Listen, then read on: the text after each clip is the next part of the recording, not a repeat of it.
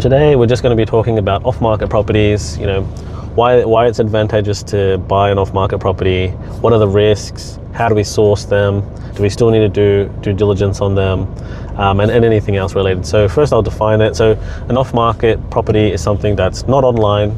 This can be, before it hits the market, maybe it was never intended to hit the market, or maybe it was on the market and they pulled it off because they couldn't sell it. Now, the advantage with off markets is more so in a competitive market. So if you're in a hot competitive market, everyone has eyeballs on properties, every property is getting multiple offers and it's going well above asking price. Those are the markets where off markets can be really advantageous. Less eyeballs, less competition, hopefully a better price. But sometimes it's not always the case. With every off market that you get, you still have to do your due diligence. You still have to make sure that it's not a dodgy property, because some sales agents will market off markets to you and call them exclusive when in fact they are duds. Like, they're on the main road, there might be something wrong with the property itself. It could be there could be any reason there as to why they're sort of putting it on off market, and you have to figure that out. That's really important. Sometimes it could just be an innocent thing. It could just be that maybe there's tenants in the property and it's hard to advertise, so they'll sell it off market. Maybe it's a financial thing. Maybe they need the money quickly, or they need to sell quickly, or they don't want to pay for marketing, so they just want to sell it off market. So always figure out what the agent is trying to do, or why the agent is presenting a property off market. Now, how to sort of take a lot of this risk away is obviously starting off with having a strong a relationship with the sales agent.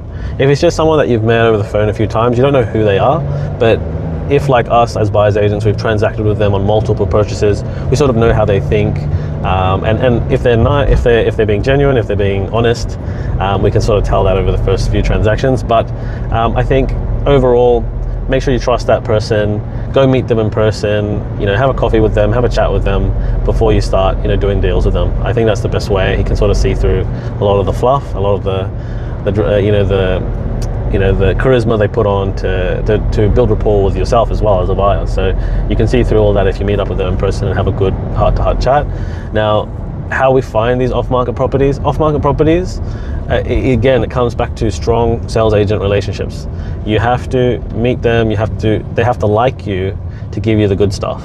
Otherwise, they'll give you exclusive off-markets which aren't really fantastic. So just it's all based on agent relationships. Now there are a few other ways you can find off markets. You can try and go to sellers directly, but that's very rare. You're banking on something that might not happen for months, and in a moving market that can cost you thousands of dollars. So go straight to the sales agents, figure out who they are, and then start working with them.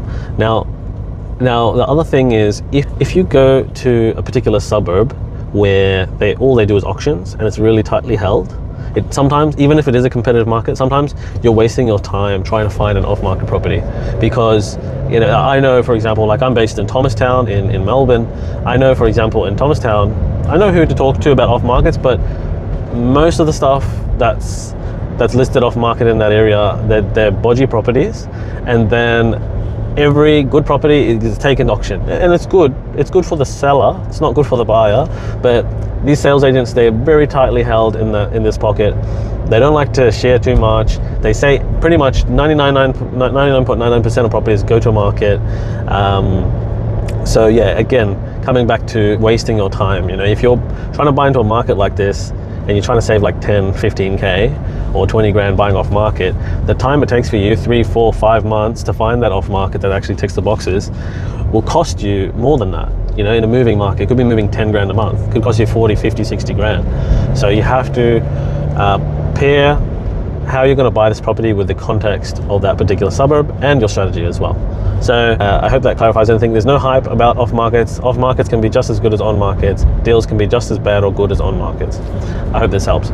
See you in the next video.